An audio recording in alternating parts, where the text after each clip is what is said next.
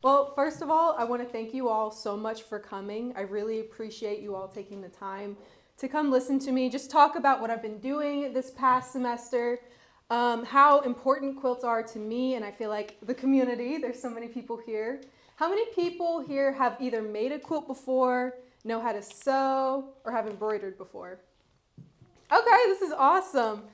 Who's made a quilt? Okay, more than one. What's the biggest quilt you've ever made? Oh, I've just done small hangings, like nothing Okay. as big as this. Me either. But that's awesome. We actually did have an embroidery event a couple days ago. I saw it afterwards. It looked fantastic. We're gonna have it every month now for like once a month. You know, next one is February 14th from 9 to 11. So we're gonna have little Valentine's Day treats too. So, and it'll be Valentine's Day themed. So if you want to come, you're more than welcome to. So to start, there's a lot to talk about with the Bicentennial quilt. The original curator of it was actually a volunteer at the Warner Transportation Museum. Her name was Allison Mansour, sorry, apologies. And she oversaw the exhibition and basically gave the quilt a place to live. This quilt was made in 2019. It's the Bicentennial quilt. And it was meant to talk about the history of Tuscaloosa in an art form. And we feel like the best art form to do that is through a quilt. It's a gigantic size. You're able to play with a bunch of materials. And you can sew things around and work your own personality into the quilt. We had about 5 quilters work on this quilt. One of the most known quilters that worked on this quilt was also the chief director of it, and it was Yvonne Wells. We also had Becky Booker, Tanya Tideline, Amy Eccles, and Sharon Rudwowski. Sorry, I couldn't read my own handwriting. But the quilt essentially is separated into 4 quadrants, and it's meant to represent the north, the south, the east, and the west of Tuscaloosa. And in it, you'll see like certain aspects of the actual city that you may recognize. They have odes to Stillman College. They have the old jail, old tavern. They also have Druid City Park over here to show, you know, the community building through park areas. They also have the Capitol building, places that are no longer here in Tuscaloosa. One that was very much contested to not be destroyed, the Moonwink Lodge. And so basically they wanted to show how much Tuscaloosa has grown in 200 years. And as you can see, Tuscaloosa has grown a lot. Who is a Tuscaloosa? I'll call you a native of Tuscaloosa. Got just one. How far back does your family go for living here? Oh, probably 1800s, I guess. Okay, wow. So a quilt very much is intertwined with your history. And it's amazing to see the progression of a city like this and shown in a way to highlight whoever is made in that city. For this specific exhibition, I did not necessarily talk about any of the symbolism or themes that go throughout the quilt.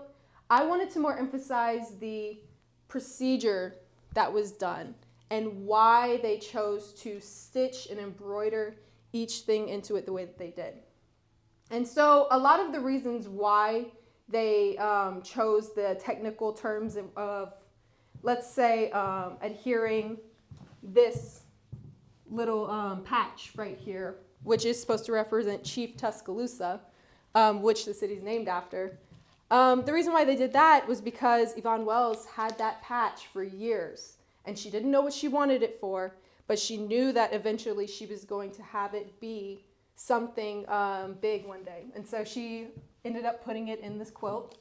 Another thing to look at is there are technical stitching bindings that were done to this quilt that is not often noticed by the normal eye. You have the binding up here. Each border is measured in a very specific way so that if they do not line up properly, it would bend and fold, which unfortunately you will see in my student quilt. It was the first time I've ever made a quilt, so it's not beautiful, but it is done. And you could just see the hands of the hand stitchings that were done in certain areas. Like in the Black Warrior River, you can see that they wanted to add elements of hand stitching along with it. The majority of the quilt was made using a sewing machine, but those elements of adding in hand stitching show that it's really progressed since the 1800s. Now, community in Tuscaloosa has been a very talked about topic, specifically in the 1800s. We are in a building currently that housed enslaved people in the back where the kitchen was. And they also built this house. This house was built in 1828. Now, because of that, there has been a lot of separation and division throughout a lot of Tuscaloosa's history. Whether purposeful or subconsciously, it is up to the individual and the community. But as a result, all of these beautiful techniques and all of this diverse creativity could not get done without those people coming together and being a community together. If you're separate, you're limiting your creative processes completely. So, what my favorite part about this quilt is that you can see the collaboration of voices. You could see that one person over here loved the way that the Capitol building was just floating in the air. And another person said, well, let's fill it up with other ideologies and symbolism over here. And so there's always balance in each section, and you could see that they worked on this together and had fun together. So that's all I'll talk about for now for the Bicentennial quilt. How this ties into now and all of us, I feel like a lot of people now are losing their sense of community. That there's a lot of people, especially my age and younger, who are more focused on what's on their phones than what they see in person. And they are having a hard time making those human connections. So the purpose of my exhibition was to highlight how community can really build you up and you can create amazing things. So this was the basis of my idea. This is what drove me to build my whole exhibition in the first place. And so we'll talk about the student quilt patch, which we'll go see upstairs later. And so essentially the student quilt patch that I made, I had the event in November. It was November 22nd. And essentially I had students come in here, just like we did last week, and they made a quilt patch. And they could either use embroidery, paint, some used markers to draw on to basically express who they are as a person. And I had all of the tables arranged in a way where you could talk to someone from across the room and it'd be easy for them to talk back to you, and vice versa. And so you had a lot of people who were new to meeting these people and they had no idea who they were. And at first it was a little quiet and awkward, but once you got conversation flowing, they really started to enjoy the presence of other people. And they were expressing how much they wanted to have an event like this so that they could, come together with people again and create.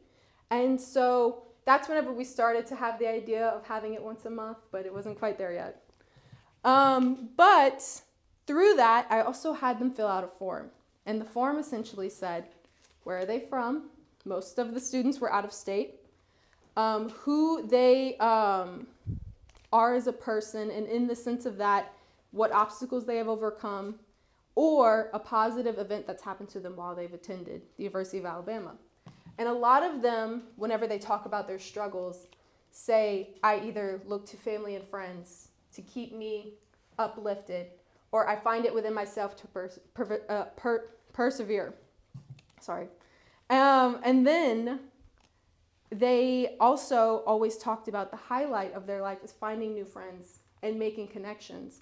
And as I was going through the booklet that identifies each student to the patch, I told myself, I was like, this is insane. They're all saying the same thing, and yet none of them even discussed what they were actually going to write down on that paper.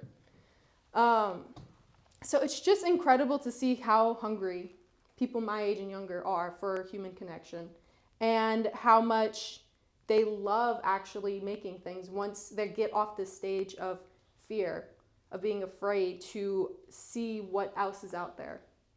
So the process of making the quilt, I've never made a quilt before.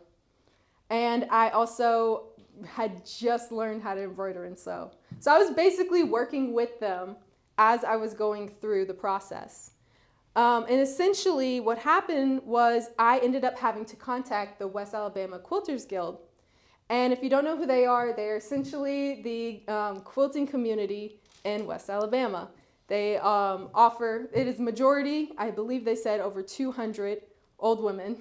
So I remember the first meeting, whenever I went in there, they all looked at me and went, "Oh my God, she's young."